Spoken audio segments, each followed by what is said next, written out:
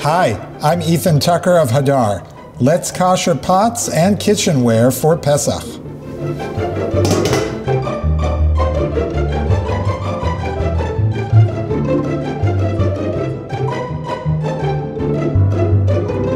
You need to begin by identifying the things that you can and want to kasher. So in terms of can, you need to make sure that it's of material that can be kashered. So that's basically anything that's made of metal. According to many authorities, plastic, though that's somewhat disputed, so you may want to follow your local tradition on that. Wood that hasn't been scratched up or doesn't have any kind of crevices in any way can also be kashered. And in general, that's a key point. Things not having crevices or spaces where chametz has gotten embedded, where you do not have a way of getting it out. You will be working with boiling water here, so make sure you got any safety equipment, you're dressed the way you want to, you got the gloves that you need to be wearing to make sure everything is safe. Now, the first step is going to be to prepare your kashering pot. You're going to want the biggest pot possible. You're going to want to clean it thoroughly. And you're also going to want to get a saucepan, which you're going to clean thoroughly. You can then let both of those sit for 24 hours.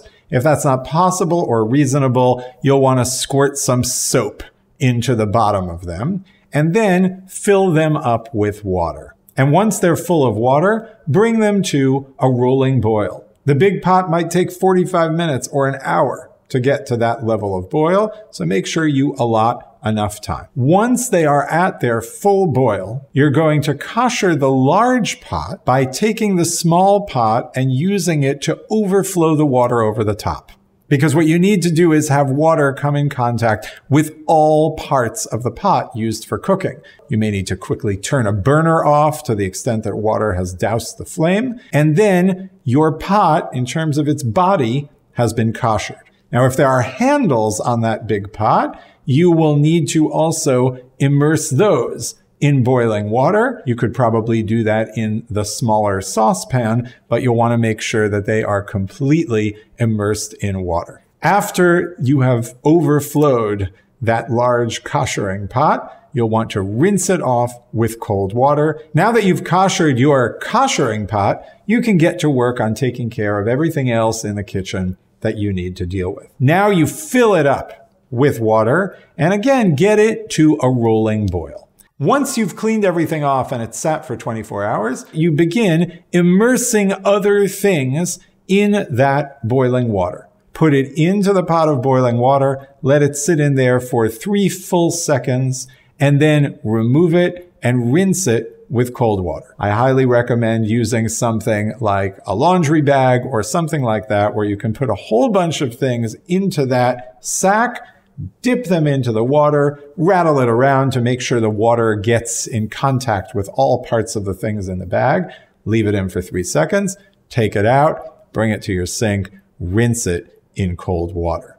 That way you can move through a fair number of things at a good clip in your kashering process. You'll want to look at spatulas and other items to make sure they don't have grooves or places where food has gotten stuck in. It's also a good idea, no matter how you're going through the process, to put some soap in the boiling water, because then the soap also, according to many authorities, has the effect of going in to the crevices and the cracks and nullifying and taking care of anything that's stuck in there. But in general, anything that's loose and with lots of crevices, we would not kasher for Pesach.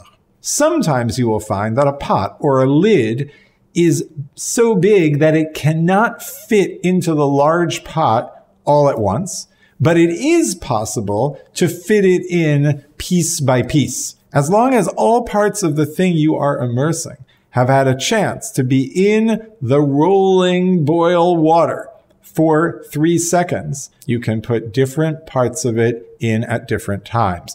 As for drinking glasses, in my view, rinsing them thoroughly is sufficient to prepare them for Pesach. But there are many different practices on that front, and you should certainly follow what feels most comfortable and consistent with your standards. In Ashkenazi tradition, there's a concern that frying pans may have sometimes been used essentially as a searing surface without much liquid, and therefore are perhaps best kashered through direct flame application rather than immersion in boiling water. So you can put a frying pan directly in the oven when you're kashering the oven for an hour. The other thing you can do, if the pot can withstand it, is run the frying pan on an open burner for enough time such that a piece of paper towel or something like that would begin to turn brown, would begin to singe where it's sitting on the other side. The most important thing to remember about pots and what can be an obstacle is if they have some kind of non-stick coating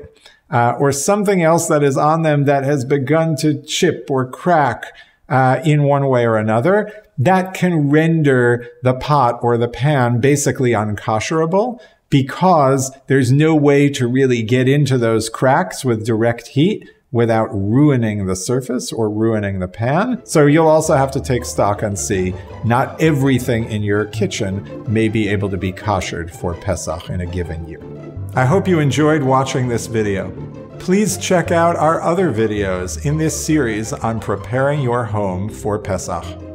And don't forget to consult our rich library of resources on this and many other topics at www.hadar.org.